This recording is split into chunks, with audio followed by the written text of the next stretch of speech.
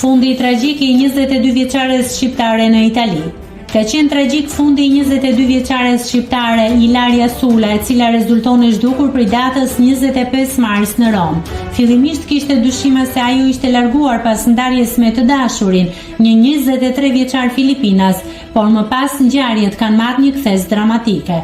Trupi i studentes shqiptare është gjetur brenda një valixheje të madhe në fund të një shkëmbie në një zonë pyjore në Poli.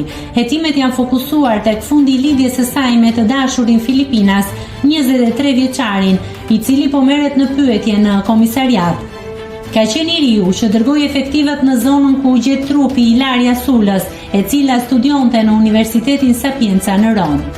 Ilaria ishte larguar nga shtëpia me qira që ndante me 3 shoqe të tjera, por nuk ishte kthyer më. Mbrëmjen e 25 marsit, shkëmbeu mesazhe në WhatsApp me shoqet e shtëpisë, të cilat të shqetësuara se ajo nuk ishte kthyer i kishin shkruar.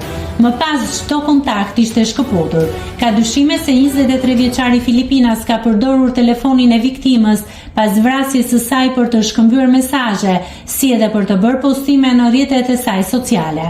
Sipas medias italiane, ai e ka vrarë Ilaria Sulën duke e goditur me thik në një apartament në Rom dhe më pas ka hequr qafe trupin pasi e ka futur në një valixhe.